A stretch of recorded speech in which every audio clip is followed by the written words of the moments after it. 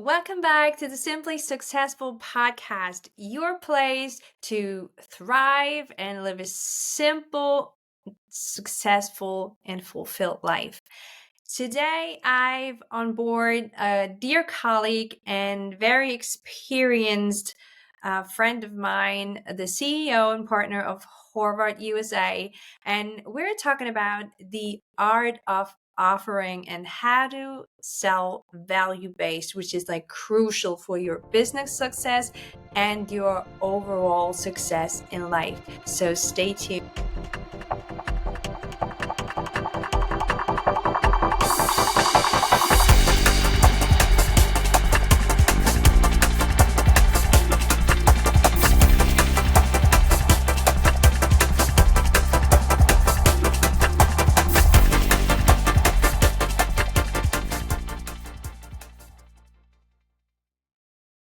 Hey, welcome, René. Thanks for joining us today on this episode all about sales and how to sell value-based. But let's jump into just like a quick, brief introduction of yourself for the listeners.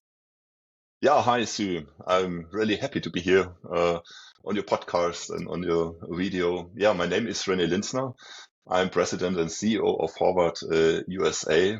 And I'm now for more than 20 years in the consulting business and responsible for sales over the last more than 15 years. So being responsible for sales, being a key account manager in the consulting area, it's a very, very exciting topic. And I'm really happy to talk about this today with you together and to endeavor what it means to do sales in this area of business. Yeah, I'm like glad to. Why did I choose René? He's not just like one of my dear colleagues, but he is a partner of the Horvath firm, and he has like so much experience, and he mentored. I don't know how many mentees do you have over the years? A lot, Oh, probably mentees, I need really to think about. I'm responsible hundreds. for more than 150 colleagues, but they are, of Yeah, course, not all mentees of myself. So yeah. I would say mentees over the last years, maybe around 30 or so. They changed, of course, and have not always been the same. But I think 30 to 40 mentees, of course, yes. Yeah, so you have a lot of experience and helped a lot of people already so far. And when I met René first, he had like a very outstanding approach to sales and business, very calm, confident, and collected, and not the typical awkward way we are used to or we see a lot, like with insurance companies, for example. So that's why I Or chose car René. dealers. Yeah, or car dealers. I don't know. There's still someone coming with the vacuum at the door and selling a vacuum or whatever. Um, yeah, but that's why I'm glad to have you here today and just like dive into the topic. Can you say like what did change the most in your selling approach over the years, and where how did you start and how did it develop? Yeah, just like teach us some of your experience. Yes, of course. Happy to share here a few insights. But maybe first, before we talk what changed over the last years, I think selling in the consulting industry has, of course, some specifics Mhm. because we do not sell tangible products. Yeah. We also do not sell kind of product that causes emotions or brings a kind of special experience to those who buy this product. When you think about maybe cars, sports cars, a lot of emotions are here involved. Or when At you least think it's about, more obvious, meaning, yeah. yeah, or buying a journey or something Yeah. like that. So these are all products that have really kind of emotional effect, or these are maybe products that are tangible or things like that. So in the consulting industry, it's different. We sell projects. So we sell, for example, projects in terms of transforming something, transforming the sales department, transforming the company into a new business model, helping them to set up a new ERP system or support the board in their strategy. So basically, we sell services, and these services are normally bought on an kind of discussions, fact-based. So this is nothing that is in that sense tangible or emotional. So this puts also a special challenge on sales, because when you sell something like that, of course, you need to convince your client that this is a product he needs, that this is a project he needs, but you need also to get some trust of the client, and the client needs also get the idea, okay, these consultants will really help me in this task, or will really support me in this challenge, or making the change, something like that. So this is extremely important. So what changed over the last years? I think when I reflect, so what changed? It's more like that I think I learned to listen more to my clients. I learned also to prepare my pitch in a way that it is digestible, that it is easy to understand, that it's not overloaded with content, with facts and figures. Because normally when you sell to your clients, those who are sitting on the opposite side of the table are the CXOs, CFOs, CEOs, the decision takers, VP finance, VP manufacturing, VP sales, or whatsoever. And they wanted to understand what you really sell to them in a very quick sense. They want to dive into this topic within minutes, and not to study things in hours. Or so this is extremely Usually important, and I short think on this is the time. most important thing that changed over the years, to make it as convenient as possible for my client. Yeah, and I think that's where the whole idea of the elevator pitch came from, because they say if you want to pitch to C-level executives, like that's the amount of time you actually have to introduce yourself, to sell your vision, and to get them hooked or interested. It's like just like the time spent, or it would take you from like the ground floor to whatever floor the elevator is going to. And that hits home, I guess, for your approach, because C-level executives are like very busy, and I totally see that you have to learn like to concentrate, like to golden nuggets in order to like maybe even just get the first entry, and then how is that, like maybe you have like a shorter thing to how to enter to actually get like an appointment with someone, and then you maybe have like an hour, or how long is like a first proposal or a longer pitch? Like maybe you can give some insight how that works, or just like some tips maybe to get to those appointment where you have like a minute longer to explain what you're Of after. course, of course. And you mentioned already. So it starts in many cases with the so-called elevator pitch. So you Fred brought this example up, which is great, because in many cases you have somehow a first touch point with your client. It could be a meeting, maybe a kind of lunch, or meeting over coffee or something like that, or sometimes even really in an elevator. So sales starts very first, in a very early stage. And when you meet those people for the first time, just to not only get their trust, but also to be able to tell them what we are doing, what maybe is the perfect solution for them if you're already in talks with them about specific challenges. So in most cases, so the kind of first pitch could be something of minutes. So this so-called elevator pitch is of course real. And when you gain then the interest, then of course you reach the next level, and maybe get into a meeting, or are allowed to hand in an RFP, a proposal for an RFP. And then of course you have the time, at least 1 hour, or maybe sometimes more, to really explain in a little more detail what you're really going to do, and how your solution might look like. But also here, it's extremely important to stick to the facts, to stick to the relevant points, to clarify, okay, what is your message? What is the solution? And of course, what is the benefit for the client? So what does the client really has from your solution? And what is the advantage when he buys you as a consultant doing something for him? What do you recommend? Like, I think it's quite, or I know it's quite a controversy with the elevator pitch. I mean, like if I'm like a grown consultant and businessman like you, with like over 20 years of experience, I'll bet you don't have to prepare for elevator pitches anymore. So you just like get there, sends the client, sends the air, and you probably know exactly what to say. to get that first introduction. But I know that like especially younger talents, like a lot of people say, oh, Mhm.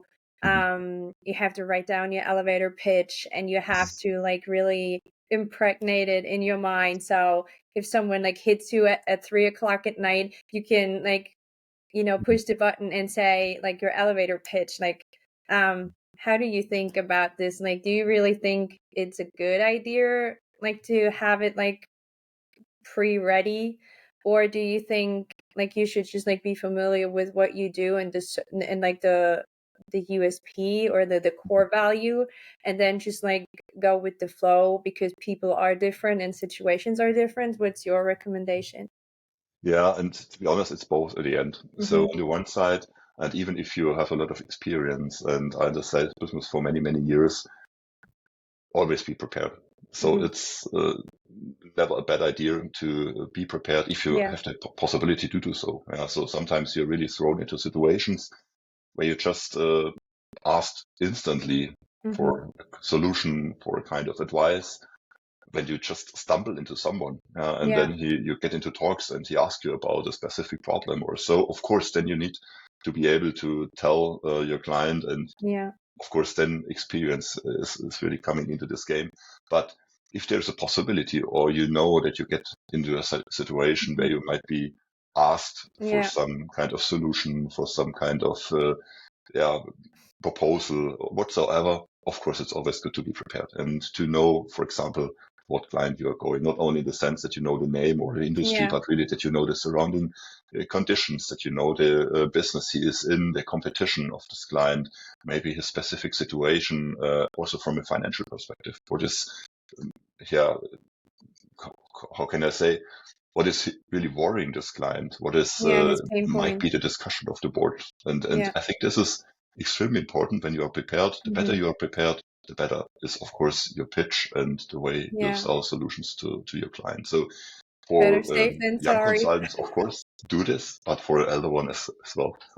Yeah, better safe than sorry. So, yeah, great. So, yeah, I guess then that absolutely makes sense when it comes to attending like conferences or network events, that you really are clear about your target group Mhm, and where those people meet and where those people are. So maybe you like, I don't know, offer something in automotive like we do, so we know exactly when we enter an automotive conference that this and that are the actual pain points the automotive CEOs or CFOs right now, the challenges they mhm, face. So absolutely, like we get in there prepared with the pain points and with an idea of what they need, but don't to be like too rigid to stick to your manual and give like a lecture, but like be flexible enough to actually like not be predetermined, but I guess stay open minded still to listen. I guess that's really crucial what you said, like to still like not have that prejudgment. Oh, I know you need this and I'm coming to sell this to you now. Like I know you need the chocolate cake right now when he's like more of a vanilla guy, like just mhm. like stay open and listen. I guess that's a very, very good advice. And you mentioned competition, and I know that sales and like when you compete with other consultants or whatever, for certain projects or project offers, like especially when the company put out an offer, so they say we need to have this done, and now different consultancy can come in and propose. um how do you approach the whole sales thing when it comes to morals and values? And I know it can be a really like tough, edgy elbow game. So, and I really like your approach in this. So maybe you share how you like cope with the sales pressure and with that, or with that whole competition situation. Yeah, so you're really tackling a very important topic in sales, and I think when we talk about this, it's also more like what are what is your personal secret for a Mm-hmm. successful Absolutely. Yeah. pitch and for a successful um, maybe sale, and how do you manage this? And yeah, there are several factors, and one is honesty, of course. So Mm-hmm. when I mentioned it before, yeah, you want to enter into a trustful relationship with a client. And this, of course, needs a kind of honesty. This needs, of course, core values. And to be honest, I believe in Jesus Christ. So for me, the core values are based on the Bible, and things like honesty, like really serving the client in a true way, providing him always a win-win solution. So I never aim, for example, for a quick win. I Yeah. never aim for just achieving my personal sales targets and selling whatever I can sell just to achieve those targets. I'm always looking for a win-win situation. And I had also in the past situations where I refused to sell a client a specific project Mm-hmm. because I was convinced he needs something different, or Okay. where I refused to sell a bigger project because for me it was pretty clear he needs first a smaller one to get also himself a better understanding of the situation, and then to find together the better solution and maybe also the better way to manage and to solve his personal or client challenges.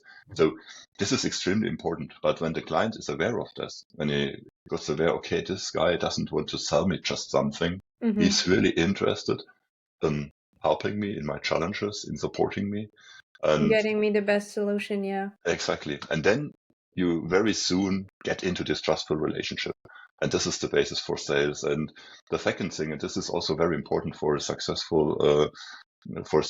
being successful in sales, is having a long-term relationship. Mm-hmm. Because a project may last for a couple of weeks, maybe sometimes a couple of months, or if it's a big project, maybe also years. But Yeah. at some point of time, it's over and you need to have another project. Mm-hmm. And when you just sell to generate your own to get your own profit and to meet your own sales targets, and when this is the most important objective for you, you may sell only one project. Mm-hmm. And then the client turns to someone else because he got aware, okay, I got something, but it was not really a win situation for me. So when you really want to enter into a long-term client relationship, this is, in my opinion, the success factor Mm-hmm. for long-term being successful in sales, then of course you need to follow these basic principles of being really honest and develop this kind of trustful relationship and not focus on short-term sales, but more on a long-term win-win Mm-hmm. situation. Yeah, I guess that's but that really needs some bravery, I guess, and it's kind of a trustful to say, I'll trust whatever I believe in to provide me with whatever I need and in the right like at the right time and in the right amount. So Mhm, um yeah, but I really like the idea because when I think back on my sales entrepreneurial journey and when you're like I guess it's typically a German thing too, when you're having like that scarcity mindset and you just like you're so narrow focused and you just started and you're so narrow focused like on the next sales or next pitch and you want it so bad and that you mhm, like narrow focus and like zoom in mhm, and you almost get like in survival mode and then you don't get it mhm, and you feel like failure and the whole like I experienced like when I went entered situations with that mindset mhm, that it always felt tense. Like I felt tense. I couldn't breathe. I couldn't like talk properly. mhm, I was like almost like blacking out.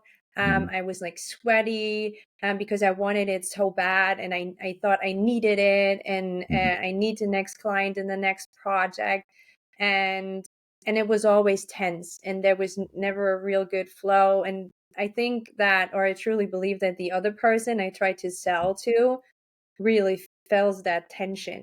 And we are suspicious as human beings. So and that's the same for me the other way around. When I feel like someone is like tense and in survival mode and really needs to sell something, I was like back off. That's like mhm, the natural thing to do or reaction is like backing off and being suspicious and saying like, oh, wait a second, like is he really selling me something because it's actually the best thing, like the best result or the best solution for me, or is he just selling me no matter what?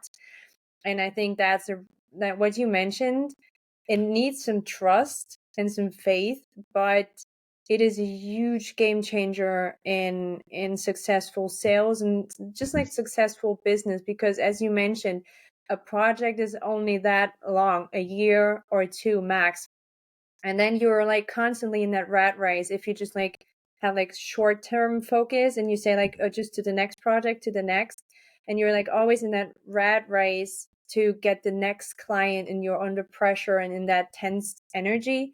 And and that's why I like your approach so much, because when you're focused on really the human to human connection, and really are interested in building a stable foundation, a stable relationship, and people perceive you as, you really don't have that urge, because you really truly genuinely just want to serve people and you want to sell whatever is of value to them, then they open up, and then they have like trust, and then they listen to you because they don't have that natural back off reaction. And that's like super crucial. And in the end, it is the same with like Apple and all those things. People don't buy because the product is the best, because, or the service, because that's pretty much on a high level, like even in consultancy or the sports cars, but it is actually, they buy from people they have a relationship with, and they buy from people that they have a good feeling working with. And that is way more important actually than I guess like how perfect the pitch is and the numbers and how picture perfect your slide deck is and everything, because in the end it's like about two humans getting along. And if I get along with you, and I think we experience this in the US even more than in Germany, it's all about relationships, it's all about building that trust, and even like kind of a friendship. And then you don't have to be in that rat race, because they remember you as a really convenient, pleasurable, Mhm. like consultant, for example, to work with. And they always will think of you. So every company has to change and evolve constantly to stick with the market and with the changes. Mhm. So, and that's a really comfortable position then into just like be remembered for being a comfortable partner within this. And then automatically, like almost like the tables turn and they call you and say, "Hi, Renee. Hi, Sue.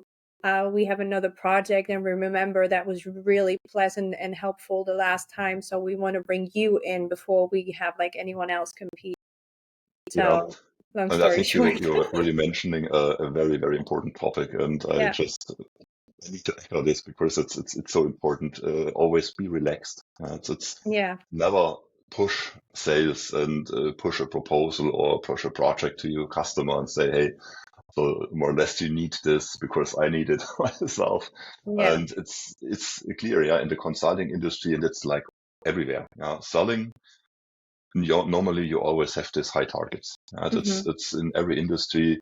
There's a lot of pressure to sell, and when you just transfer this pressure to your client, so to say, and try to push your client hard into a specific product or project or whatsoever, of course you will fail because, as you already said, yeah, the client Yeah. feels this and he's immediately behaving like, okay, I don't want to have this consultant here anymore on my at my table. I don't want Yeah. him here in my building. He's too pushy. So this won't work. Of course not. So always stay relaxed and stay calm and act always as if you have nothing to say, if you Hmm. don't need to say. So this is my personal experience is the best way and the best behavior because then you're of course totally relaxed with your client. You're open also for you mentioned this before, yeah. Sometimes things work a little bit different. Yeah, Hmm. you have prepared a beautiful sales deck, you have prepared this pitch, and then your client is suddenly asking you for some specific topics or for something else, Something or else. Yeah. brings a topic into the game you never prepared before or you not Yeah. prepared before. So you can stay flexible. And if the clients say, hey, we don't want to do this big project, but a smaller one, Mm-hmm. of course, you're happy to do this Yeah. because you do not stick to your own targets or you do not try to push them into a specific direction. You're open just to get into a relationship with this client. And that's exactly what you say. The most important thing is developing relationships and maintaining those relationships. And sales comes then on its own over the Yeah. years and over the month when you're just in a good relationship with your client. And you said it already. It's in the US maybe even more important, but in Germany also it picks up. Yeah. The people are really looking for trustful, honest relationships. No one want to have a kind of counterpart on the table Mm-hmm. and he knows, okay, he's cheating me or he's just trying to sell me something or he's Yeah. just trying to fulfill his own targets or so. No one wants that to be Yeah. honest. So having this kind of relationships and aiming for a long-term relationship, I think this is in sales the most important part. Yeah. So the magic trick kind of is to switch the focus from being self-centered and going into into a pitch, asking yourself, what can I get out of it? Like Mhm, what can I have from it, and where can I get like a client, and where can I get like the biggest bag and this and that, and like switch it totally to the other party to say, um, it's not the mindset of what can I get because I'm scarce, I'm lacking something, but here is plenty of experience I have, so where can I serve you in a way? And I mhm, think switching that mindset for myself to sticking to Christian values and putting that more to the focus or to the forefront, really to say, I'm here, I'm having that bag of knowledge and experience, and I'm genuinely want to serve you. So, what from that bag I bring isn't you actually need? And mhm, if there's nothing in it, then I'm fine to say, you know what, I think for this specific topic, I might not have the right tools for you because mhm, my interest is like to help you and to have like offer you the best solutions. And sometimes I am a fit and sometimes um, I'm not. But I think if you have that genuine approach of serving, mhm, then it's like just like an energy dynamic that the money and everything will flow towards it when you come in like from that abundance mhm, overflow mindset and knowing that there's plenty of offers out there, mhm. and there will for sure be that one that is like the perfect fit for me, and Yeah. even if it is And not that right now, mhm, um but that comes with, I know you mentioned pressure, uh-huh, and pressure is connected to fear, and actually the fear of failure and rejection is like, fear of failure is like especially men's biggest fear. So I know that's a huge concern when it comes to sales. It's like, how do I deal with rejection and failure of not getting that pitch or closing that pitch? How is your perspective on that? yeah. And of course, this is something that happens always in sales. Even if you're very experienced, you will not be able to sell every product, every project. There is not a 100% success rate. That's always a topic you need to be aware of, that when you pitch for a project, when you hand in a proposal, when you participate in an RFP process, of course, there will be some where you are not successful for Yeah. several reasons. And for me, there are several topics really important. The first one is, of course, you need to have more eggs than only one egg in the basket. So you have, Mhm. of course, several proposals out. You have, of course, several client relationships. You have, of course, a bunch of opportunities. So it's not only the single opportunity that is Mhm. relevant to you, the amount of different opportunities and maybe also different targets, different industries is important. Yeah. So that you do not really depend on one single Yeah. shot.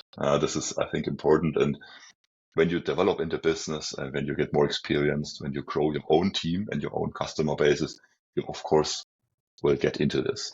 That you have more than just one selling opportunity. But the other things are also important.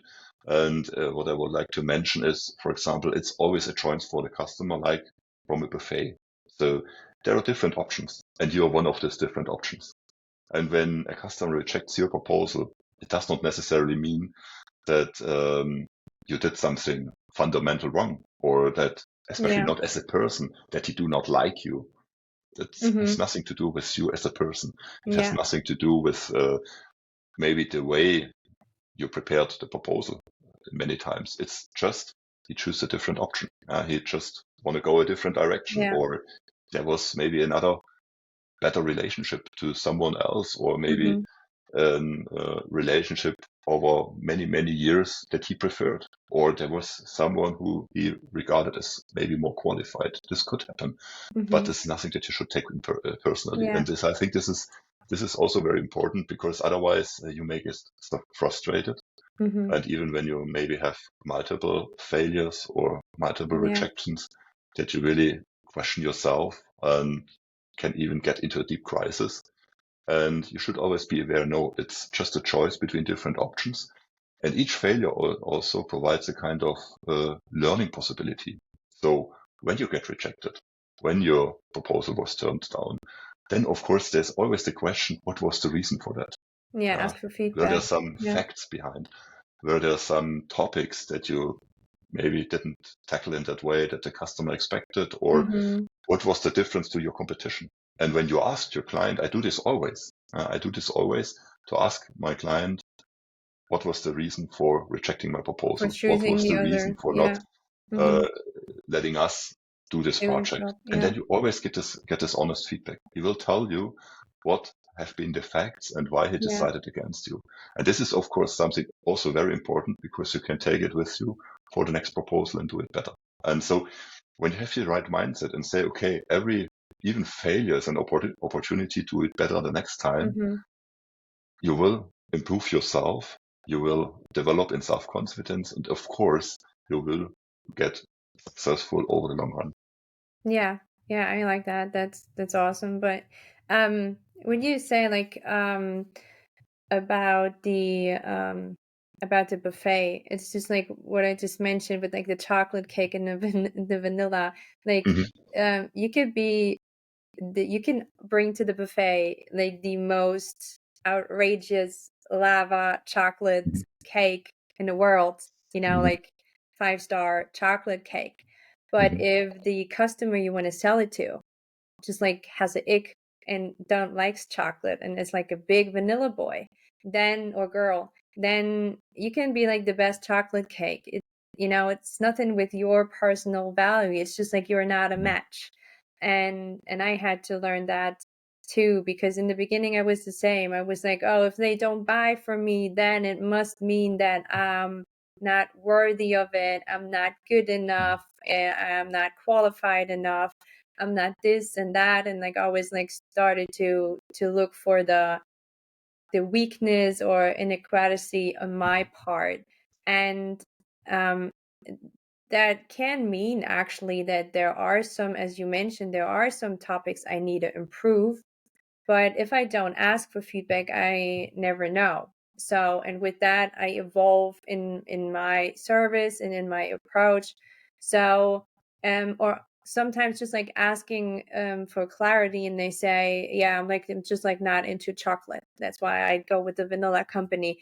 Hmm. It gives you like a peace of mind, and you can let go quicker of the failure, I guess, Hmm. because the brain is wired to fill in the blanks.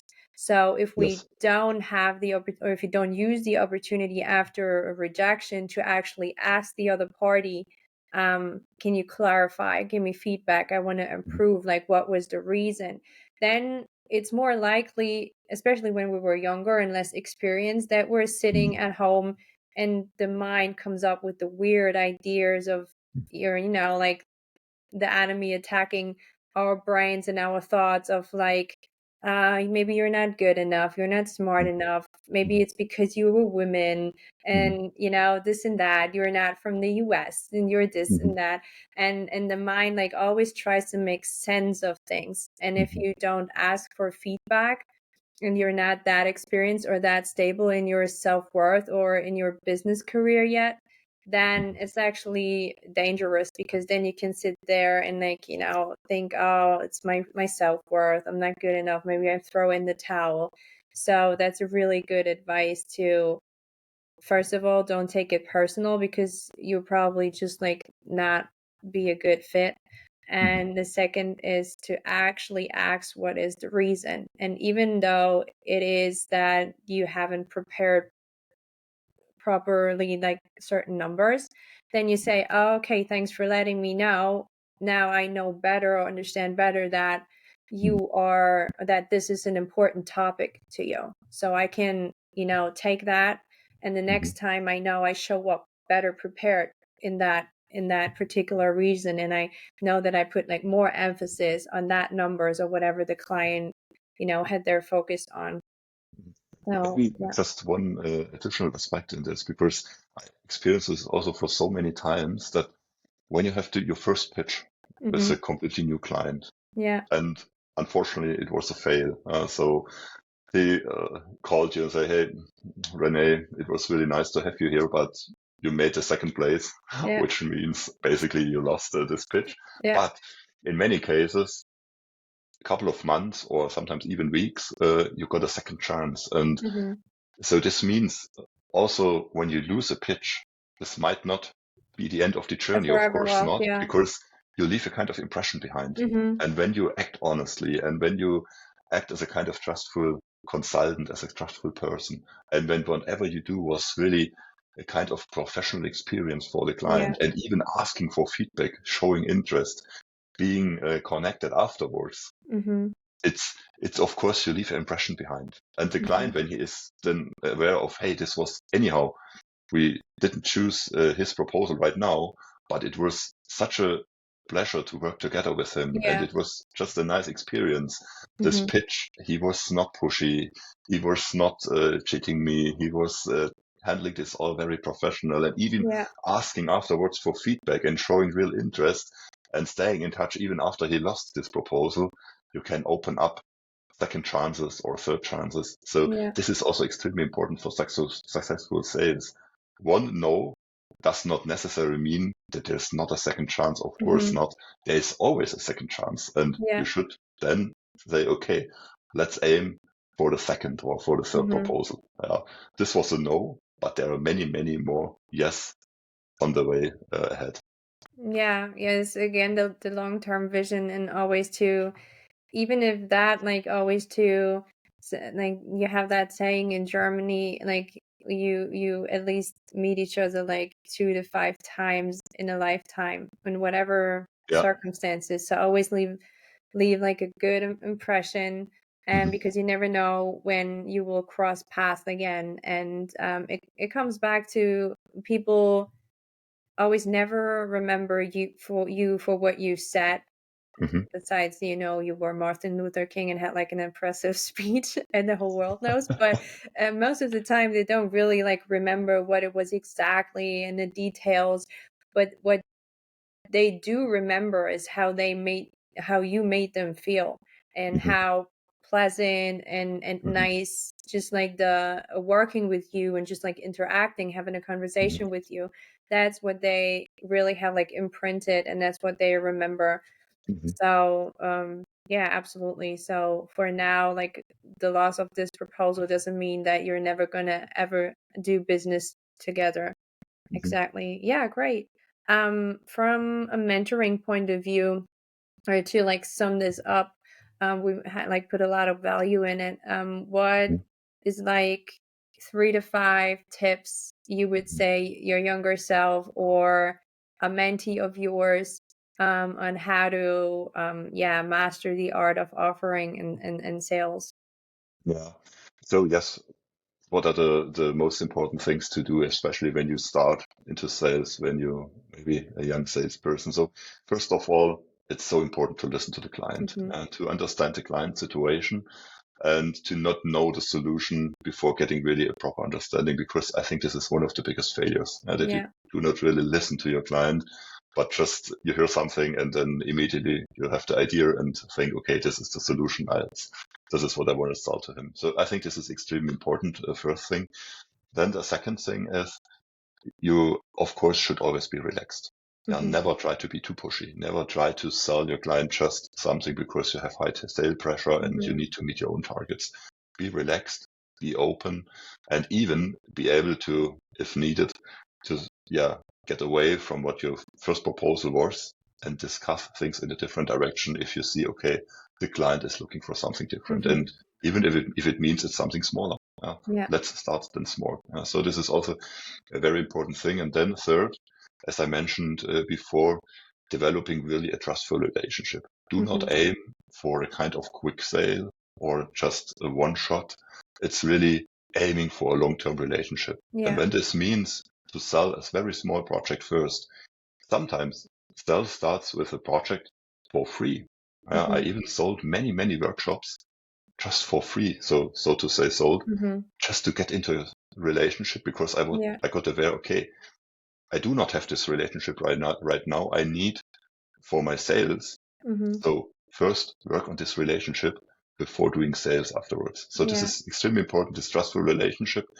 And then when you have all this, then stay in a honest relationship. So Mhm. as said at the beginning, I believe in the Christian values. I believe in Jesus Christ. And I think when you just open the Bible and see, okay, what kind of values are shared there? Mhm. But my personal opinion is when you stick to those values and apply those values to your customer relationship, this is the best you can do. And then on the long run, you will be, of course, successful. Yeah, I really like the image. It is kind of like that's what they always say, like it's not a sprint, it's a marathon, or in your cases it's like Hmm. it's more of like sowing the seeds and like Hmm. constantly watering it.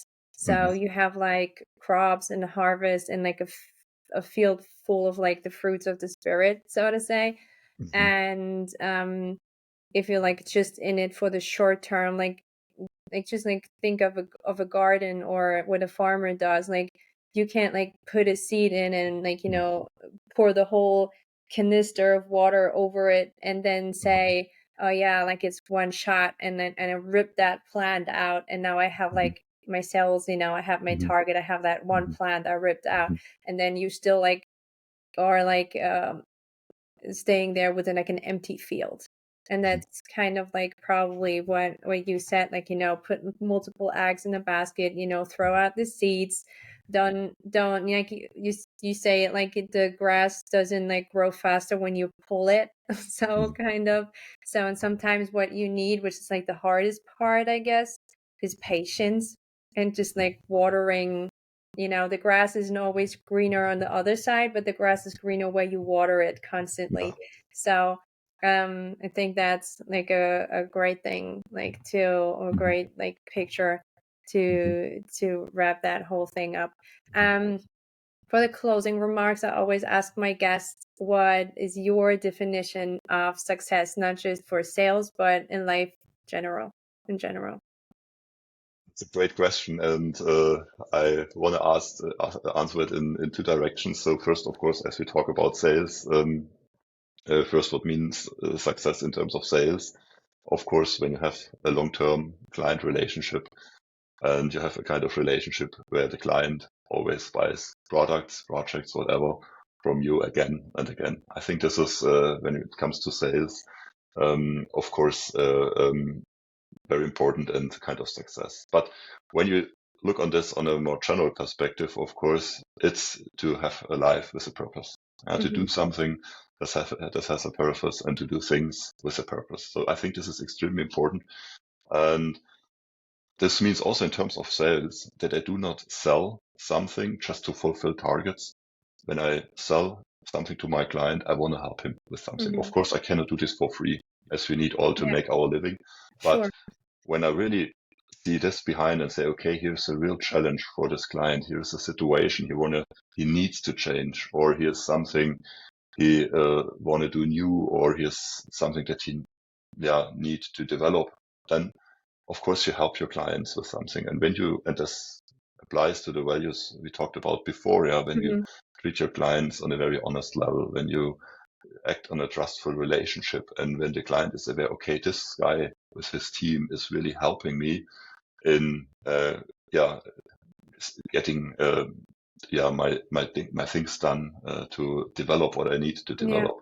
When he is really seeing, okay, there is a true help, then of course everything has also a purpose. And I said before, I believe in Jesus Christ. So for me, it's also really important. And here's, I think, a good fit as well, when we really try to support our environment in a way that, the people like the relationship with you, and they feel, okay, this is not just a guy that is taking his own advantage, that is looking to get his own benefits and putting out his elbows and things like that. And then it comes back to sales also here. Yeah. So when you just apply those principles, when you apply those Christian values, everything has a purpose. And of course, then not only sales, but your entire life might be a great success. No, that's absolutely awesome. I want to just close it with that. So thank you so much for blessing us with a piece of your valuable time and all your knowledge on this topic. Thanks for having you, and take care. Thank you, Sue. It was really fun talking to you about this topic. And hopefully see you next time. Yeah, sure. My pleasure. Bye. Bye.